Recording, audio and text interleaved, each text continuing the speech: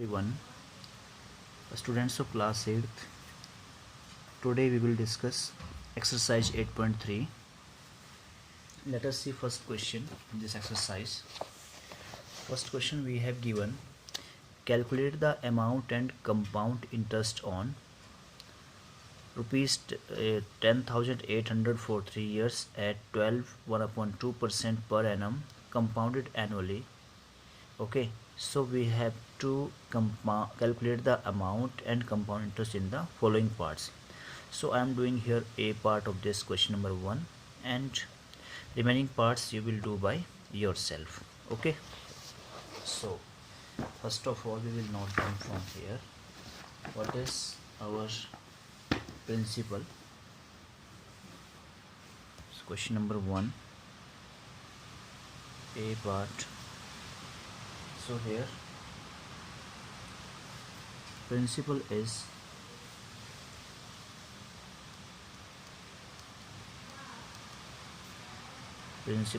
equal to rupees 10,800. Okay, time means n is equal to here 3 years. Okay, and r is given here 1/2%, that is 25/2% per annum, and interest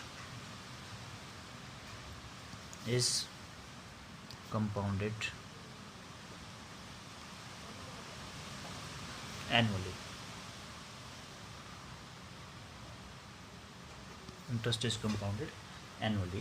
so students, हम यहाँ पर amount find out करेंगे और amount का formula है P into 1 + R/100 raise to the power n. Okay, तो हम यहाँ पर पहले अमाउंट फाइंड आउट करेंगे और उसकी हेल्प से हम कंपाउंड इंटरेस्ट फाइंड आउट करेंगे. So principal is here 10,800. Okay, into 1 plus r is here 25/2, so 2 will be here, 2 into 100 like this, and n is here 3 years. So students, we will use this formula to find amount when interest is compounded annually, right? So we will calculate this as 10,800, and we can cancel out this by 4. We will get here 1 plus 1/8 raised to the power 3. So students, 10,800 into, we will solve it, it will be 9/8 raised to the power 3. So we can solve it as 10,800 into 9/8 into 9/8 into 9/8. All right, and we can cancel it out like this. 9/8 we can cancel it by 4. 2 4 ja 8, and we can cancel by 4 this. 2 4 ja 8, 2 left 28, 7 4 ja 28, and 0 0. Okay, similarly 2 4 ja 8, and we will get here 6 4 ja 24, 3 left 24, 3 left become 30. So 7 4 ja 28, and 2 left 20, 7 4 5 ja 20, so 675. Okay, so students, we can cancel it like this. We will multiply all this. Let me multiply. So students, after multiplication we got here 4,92,075 and divided by 32. On calculating it, you will get rupees 15,377.34. तो student, ये हमारा amount आ गया है, और अब हमें निकालना है कंपाउंड इंटरेस्ट. सो कंपाउंड इंटरेस्ट निकालने का फॉर्मूला था अमाउंट माइनस प्रिंसिपल. तो हम अमाउंट कितना निकाला है, 15,377.34 माइनस 10,000 800।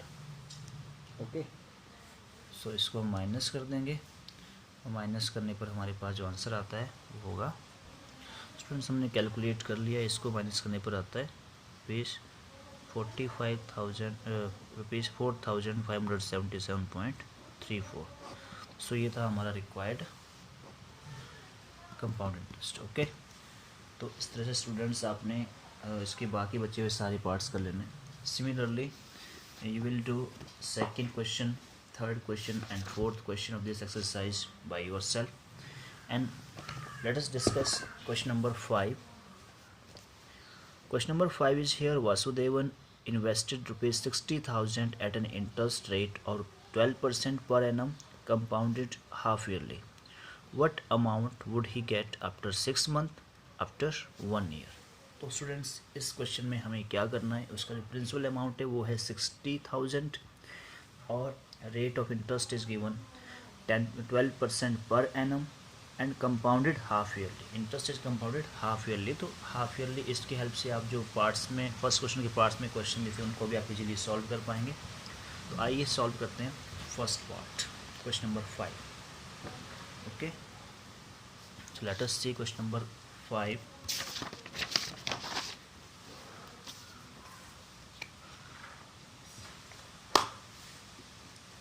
क्वेश्चन नंबर 5 हमारे पास आ जाता है, principal is here rupees 60,000, right, and rate of interest is here 12% per annum, and time is here 6 months. Time is here 6 months. That is equal to 1/2 years. 1/2 years. Half years. Okay. So student, अब हमें क्या करना है, क्योंकि यहाँ पर interest is compounded, interest is compounded half yearly, interest is compounded half yearly, therefore R हमारा कितना बन जाएगा, r/2, 12/2%, दैट इज 6%। इंटरेस्ट भी, रेट ऑफ इंटरेस्ट भी हाफ हो जाएगा, तो देयरफॉर हमें क्या निकालना है, हम इसके लिए सिंपल इंटरेस्ट निकालते हैं। सिंपल इंटरेस्ट कितना हो जाएगा, इंटरेस्ट जितना उसको मिलेगा आफ्टर 6 मंथ, तो वहाँ से हम सीधा, या अमाउंट हम सीधा निकाल सकते हैं, इस केस में अमाउंट निकाल सकते हैं हम। तो अमाउंट हमारे पास होगा P × 1 + R/100 n। क्योंकि स्टूडेंट हमने ऑलरेडी रेट को हाफ कर लिया है, तो मैं ये फॉर्मूला यूज कर सकता हूँ, और n को मैंने यहाँ पर कितना कर लिया है, 1/2 ईयर, इसको हम कहते हैं 1/2 ईयर। तो n मेरे पास होगा 1/2 ईयर। ओके,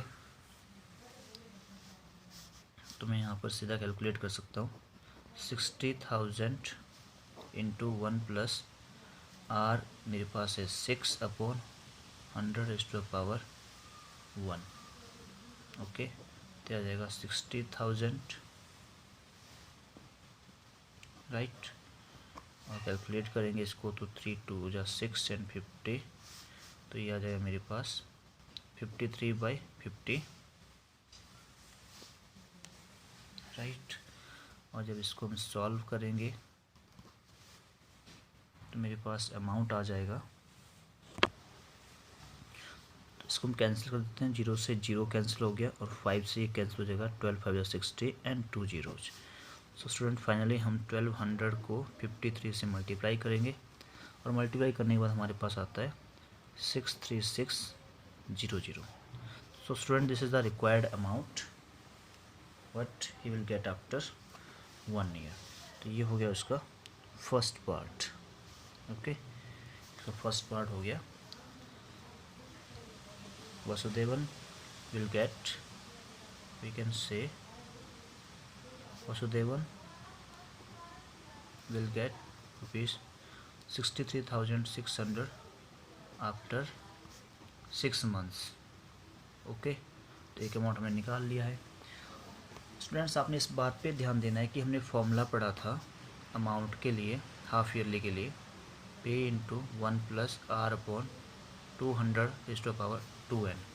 तो स्टूडेंट्स मैंने ऑलरेडी यहाँ पर क्या कर दिया है, 200 था, आर जो गिवन होता है वो था, मैंने ऑलरेडी आर का हाफ ले लिया यहाँ पर 6%। मैं ऐसा भी कर सकता हूँ। और एन मैंने यहाँ पर नंबर ऑफ़ हाफ ईयर्स के लिए लिया है, तो यहाँ पर 1 हाफ ईयर था। तो इस तरह से आप इसको इस तरह से भी बना सकते हैं, सॉल्व कर सकते हैं। ओके, आपने कंफ्यूज नहीं होना है। आइए अब इसका सेकंड पार्ट सॉल्व करते हैं।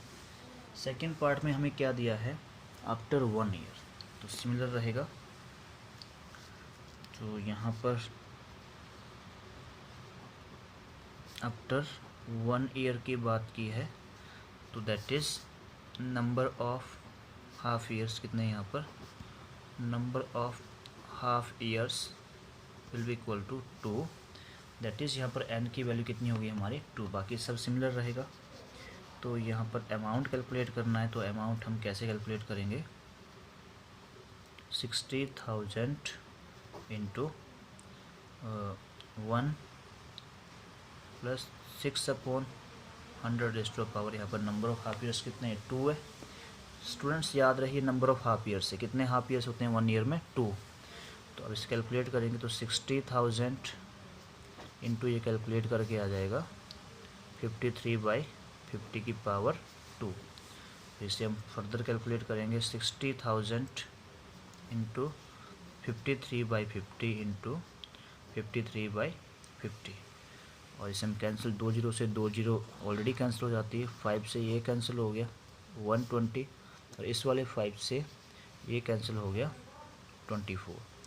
कैलकुलेट करेंगे 24 इंटू 53 इंटू 53, तो ये हमारे पास आ जाएगा 67,460। मैंने कैलकुलेट कर लिया है इसको। ओके, तो स्टूडेंट्स ये है आपका required amount. So we will write Vasudevan will get rupees 67,416 after 1 year. Okay, सो ये था आपका question number 5। Similarly students, you have to do question number 6 and 7. Let us see one more question number 8. Okay, so what is question number 8? First of all let us read this question. हम इस question को पढ़ लेते हैं। Find the amount and compound interest on ₹10,000 for 1.5 years at 10% per annum, compounded half yearly. Would this interest be more than interest he would get if it was compounded annually? तो students ये बहुत ही आसान question है, हमें amount निकालना है और compound interest निकालना है। ओके, आइए इस क्वेश्चन को सॉल्व कर लेते हैं। Question number 8। क्वेश्चन नंबर 8 में आपके पास जो प्रिंसिपल है वो है ₹10,000 और जो रेट ऑफ इंटरेस्ट आपके पास दिया है it is given 10% per annum, 10% per annum. Okay, and time is given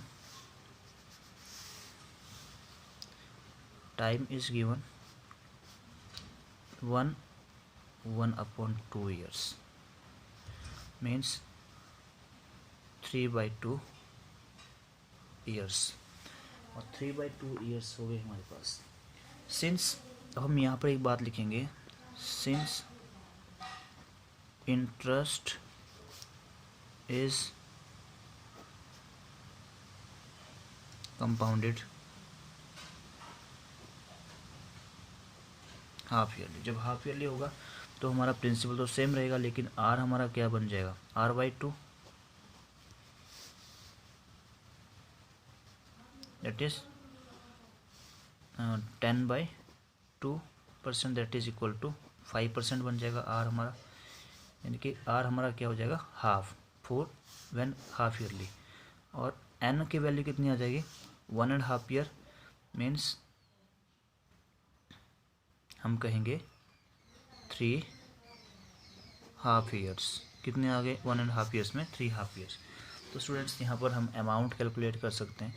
तो अमाउंट हमारे पास जो होता है, ये नया R1 आ जाता है, rate of interest for R हम कह सकते हैं।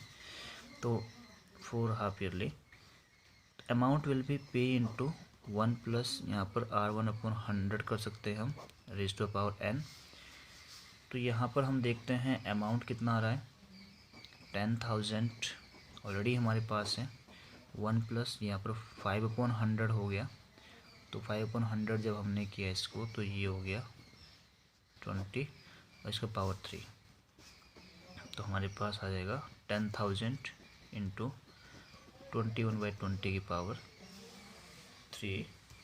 तो कैलकुलेट कर लेते हैं, 10,000 इंटू 21/20, 21/20 इंटू 21/20। तो 3 जीरोज से ये 3 जीरोज कैंसिल हो जाती है। 2 5 जार 10 और हमारे पास कैलकुलेट करके आता है 5/4 इंटू, इन सबको मल्टीप्लाई करते हैं तो ये आ जाएगा 9261। ओके। और इसको जब हम फर्दर सॉल्व करेंगे तो हमारे पास आ जाएगा 46305/4 and is finally equal to 11576.25। तो ये अमाउंट है हमारा। यहाँ से हम क्या निकालेंगे? Compound interest. यहाँ से हम निकालेंगे कंपाउंड इंटरेस्ट, और कंपाउंड इंटरेस्ट कितना हो जाएगा? Amount minus principal. तो अमाउंट हमारा ये आ गया 11576.25 माइनस 10,000। ओके। जब कैलकुलेट करेंगे तो ये आ जाएगा हमारा रुपीज़ 1576.25। तो ये हमारा इंटरेस्ट आ गया व्हेन हाफ ईयरली। फिर ये कहता है कि would this interest be more than interest would get if it was compounded annually. तो अब एनुअली देख लेते हैं, ये हमारा हाफ ईयरली के लिए किया है। तो लिखेंगे यहाँ पर when interest is compounded, when interest is compounded annually. जो इंटरेस्ट एनुअली कंपाउंड होता है तो आपका पी भी सेम रहेगा और आर आपका हो जाएगा, यहाँ पर 1/2 दिया है तो यहाँ पर सिंपल हम कैलकुलेट कर सकते हैं। In simple interest for 1 year, simple interest for 1 year कितना आ जाएगा? P into R into T, यहाँ पर 1 रहेगा तो अपॉन 100। तो हम 1 ईयर के लिए कैलकुलेट कर रहे हैं फॉर 1 ईयर। तो 1 ईयर के लिए हमने कैलकुलेट किया तो 10,000 इंटू 12%, तो 10% था यहाँ पर रेट, तो हम 10% ही लेंगे, टाइम 1 है अपॉन 100। तो 0 से ये 2 जीरो कट हो गए, हमारे पास कितना आ गया इंटरेस्ट यहाँ पर 1000। तो principal for second year, principal for second year कितना हो जाएगा? जो इसका अमाउंट बनेगा, तो अमाउंट कितना था पहले 10,000 प्लस ये 1,000 इंटरेस्ट इसमें ऐड हो जाएगा तो ये आ गया 11,000। अब कैलकुलेट कर सकते हैं हम इसे हाफ ईयर के लिए। अब हाफ ईयर के लिए कैलकुलेट करें सिंपल इंटरेस्ट कितना बनता है। तो हाफ ईयर के लिए हमने कैलकुलेट किया, हाफ ईयर के लिए हमने कैलकुलेट किया सिंपल इंटरेस्ट। तो simple interest for half year it will be equal to 10,000, sorry हमारा जो अमाउंट बन गया था 11,000 मल्टीप्लाई बाय यहाँ पर रेट ऑफ इंटरेस्ट 10 रहेगा डिवाइड बाई 100 इंटू यहाँ पर जो टाइम है 1/2। तो इन 2 जीरो से ये 2 जीरो कैंसिल हो जाती है और 2 से हम इसे कैंसिल करते हैं। 2 5 जार 10, 2 5 जार 10, 550। तो यहाँ पर 550 हमारे पास सिंपल इंटरेस्ट है। तो हम यहाँ पर अमाउंट कैलकुलेट करेंगे, amount will be equal to principal plus simple interest. Okay, तो प्रिंसिपल हमारा था 11,000 प्लस 550। कैलकुलेट किया हमने इसको तो ये आ गया 11,550। Okay, rupees 11,550। तो आप देख रहे हो since 11,576.25 is greater than 11,550, okay, hence interest will be more than